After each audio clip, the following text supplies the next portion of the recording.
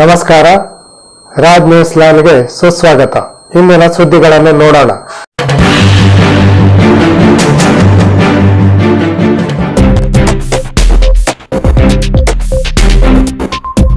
ದಿನಾಂಕ 30ರಂದು ಶರೀಫ ಗೋವಿಂದ ಶಿವಯೋಗಿಗಳ ಜಾತ್ರಾ ಮಹೋತ್ಸವ.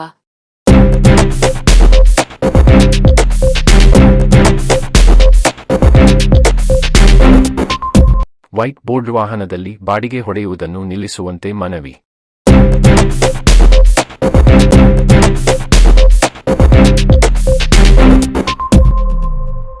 ಲೋಕಾಯುಕ್ತರಿಂದ ಅಹವಾಲು ಸ್ವೀಕಾರ ಕಾರ್ಯಕ್ರಮ.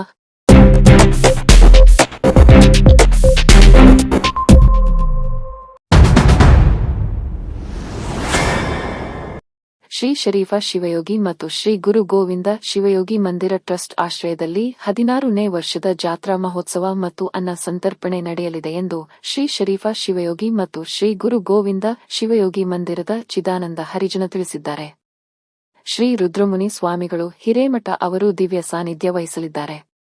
ದಿನಾಂಕ 30ರಂದು ಬೆಳಗ್ಗೆ 7 ಗಂಟೆಯಿಂದ ಮಹಾಪೂಜೆ ನಡೆಯಲಿದ್ದು, ನಂತರ ಶ್ರೀ ಶಿವಯೋಗಿಗಳ ಭಾವಚಿತ್ರದ ಮೆರವಣಿಗೆಯು 108 ಕುಂಭ ಸ್ವಾಗತದ ಮೂಲಕ ಸಕಲ ವಾದ್ಯ ವೈಭವದೊಂದಿಗೆ ಹಳೂರದ ಶ್ರೀ ಮಾರಿಕಾಂಬಾ ದೇವಿಯ ದೇವಸ್ಥಾನದಿಂದ ಹೊರಟು ಶ್ರೀ ಶರೀಫ ದೇವಸ್ಥಾನಕ್ಕೆ ಆಗಮಿಸಲಿದೆ ಎಂದು ಚಿದಾನಂದ ಹರಿಜನ ಹೇಳಿದ್ದಾರೆ.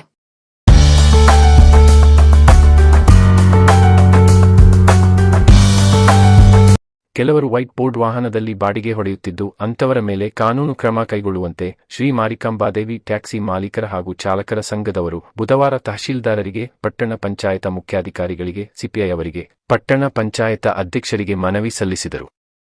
ಮುಂಡಗೋಡ ನಗರದಲ್ಲಿ ಮತ್ತು ತಾಲೂಕಿನಾದ್ಯಂತ 200ಕ್ಕೂ ಹೆಚ್ಚು ಎಲ್ಲೋ ಬೋರ್ಡ್ ವಾಹನಗಳಿದ್ದು, ಇವುಗಳ ಮೇಲೆ ಹಲವಾರು ಕುಟುಂಬಗಳು ಅವಲಂಬಿತರಾಗಿದ್ದಾರೆ. ಆದರೆ ಕೆಲವು ವೈಟ್ ಬೋರ್ಡ್ ಮಾಲೀಕರು ವೈಟ್ ಬೋರ್ಡ್ ವಾಹನದಲ್ಲಿ ಬಾಡಿಗೆ ಹೊಡೆಯುತ್ತಿದ್ದಾರೆ. ಇದು ಕಾನೂನು ವಿರುದ್ಧ ಎಂದು ತಿಳಿದರೂ ಕೂಡ ವೈಟ್ ಬೋರ್ಡ್ ವಾಹನದಲ್ಲಿ ಬಾಡಿಗೆ ಹೊಡೆಯುತ್ತಿದ್ದಾರೆ. ಇದರಿಂದ ಯೆಲ್ಲೋ ಬೋರ್ಡ್ ವಾಹನದ ಮಾಲೀಕರಿಗೆ ತುಂಬಾ ನಷ್ಟ ಉಂಟಾಗುತ್ತಿದೆ. ಈ ಬಗ್ಗೆ ಕೂಲಂಕುಷವಾಗಿ ಪರಿಶೀಲಿಸಿ ಕಾನೂನು ಕ್ರಮ ಕೈಗೊಳ್ಳಬೇಕೆಂದು ಮನವಿಯಲ್ಲಿ ತಿಳಿಸಲಾಗಿದೆ. ಈ ಸಂದರ್ಭದಲ್ಲಿ ಸಂಘದ ಅಧ್ಯಕ್ಷರಾದ ವಿಶ್ವನಾಥ ಟಿ.ಕೆ.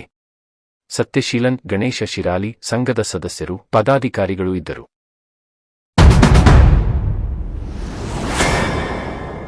ತಹಶೀಲ್ದಾರ್ ಕಾರ್ಯಾಲಯದ ಸಭಾಭವನದಲ್ಲಿ ಬುಧವಾರ ಲೋಕಾಯುಕ್ತರಿಂದ ಸಾರ್ವಜನಿಕರಿಗೆ ಮಾಹಿತಿ ಮತ್ತು ಸ್ವೀಕಾರ ಕಾರ್ಯಕ್ರಮ ನಡೆಯಿತು. ಲೋಕಾಯುಕ್ತ ಡಿಎಸ್ಪಿ ವಿನಾಯಕ ಬಿಲ್ಲವ ಅವರು ಲೋಕಾಯುಕ್ತ ಕುರಿತು ಸಮಗ್ರ ಮಾಹಿತಿ ನೀಡಿದರು. ಈ ಸಂದರ್ಭದಲ್ಲಿ ತಾಲೂಕಾ ಪಂಚಾಯತ ಕಾರ್ಯನಿರ್ವಾಹಕ ಅಧಿಕಾರಿ ಟಿವೈ ದಾಸನಕೊಪ್ಪ, ಸಿಪಿಐ ರಂಗನಾಥ ನೀಲಮ್ಮನವರ್, ಗ್ರೇಡ್ 2 ತಹಶೀಲ್ದಾರ್ ಚಂದ್ರಶೇಖರ್ ಹೊಸಮನಿ, ಇಲಾಖಾ ಅಧಿಕಾರಿಗಳು ಇದ್ದರು. ಈ ಕಾರ್ಯಕ್ರಮದಲ್ಲಿ ಒಟ್ಟು 8 ದೂರುಗಳು ಸ್ವೀಕೃತವಾಗಿದ್ದವು. ನಾವು ಪ್ರತಿಯೊಂದು ತಾಲೂಕುಗಳಲ್ಲಿ ಸಮೇತ ಸಭೆಯನ್ನು ನಡೆಸುವಾಗ ಕೆಲವೊಂದು ಮಾಹಿತಿಗಳನ್ನು ಕೊಡ್ತಾನೆ ಇರ್ತೀವಿ. ಬಟ್ ನಾನು ತಿಳ್ಕೊಂಡ ಹಾಗೆ ಲ್ಯಾಪ್ಸಸ್ಗಳು ನಡೀತಾನೆ ಇರ್ತವೆ. ಹಾಗಾಗಿ ಏನಂತ ಹೇಳಿದ್ರೆ, ಲೋಕಾಯುಕ್ತದಲ್ಲಿ ಬೇರೆ ಇಲಾಖೆಗಳ ತರ ಅಲ್ಲ,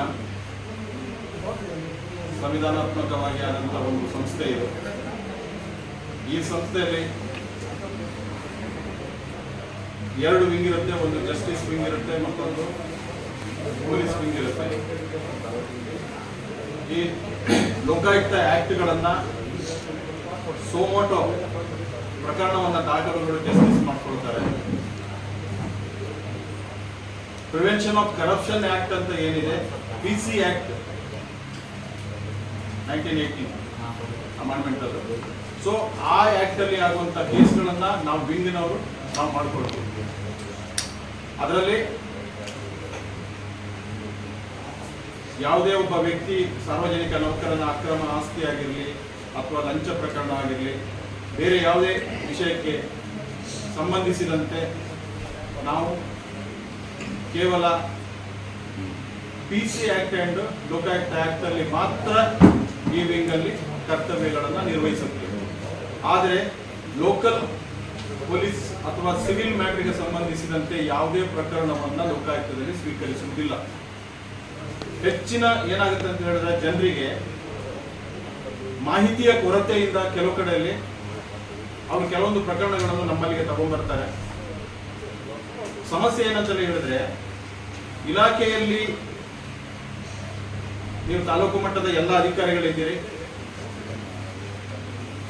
ನಿಮ್ಮ ಅಧೀನದಲ್ಲಿರುವವರು ಯಾವ ತರ ಕೆಲಸ ಮಾಡ್ತಾರೆ ಅನ್ನೋದು ನಿಮ್ಮ ಗಮನಕ್ಕೆ ಇರ್ತದೋ ಇಲ್ಲೋ ಗೊತ್ತಿಲ್ಲ. ನಾವು ತುಂಬಾ ಕಡೆಯಲ್ಲಿ ಆಫೀಸನ್ನ ಚೆಕ್ ಮಾಡಿದಾಗ ನಮ್ಮ ಗಮನಕ್ಕೆ ತುಂಬಾ ಇಶ್ಯೂಗಳು ಬಂದಿದ್ದಾವೆ.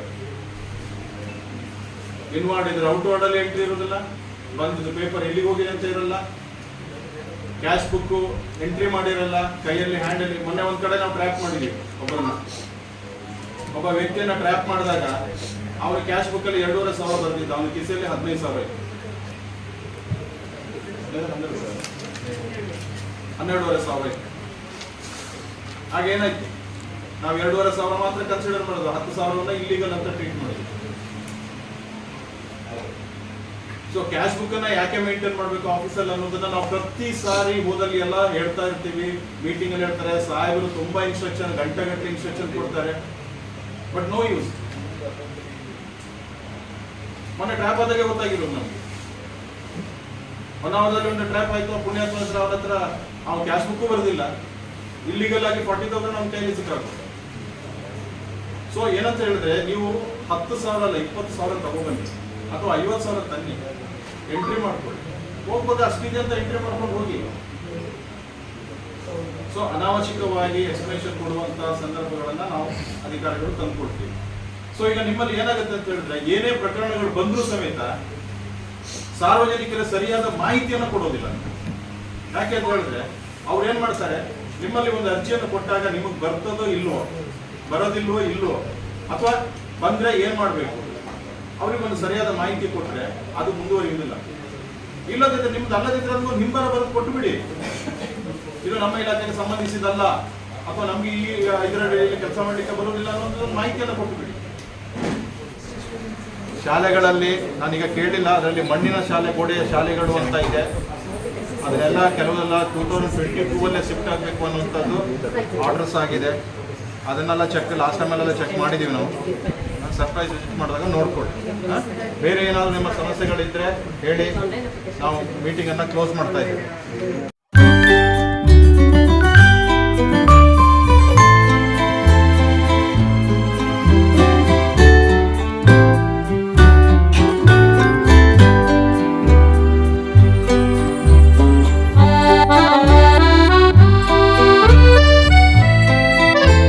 ನಿಖರ ನಿಷ್ಪಕ್ಷಪಾತ ಸುದ್ದಿಗಾಗಿ ರಾಜ್ ನ್ಯೂಸ್ ಲೈನ್ ಅನ್ನು ತಪ್ಪದೇ ನೋಡಿ.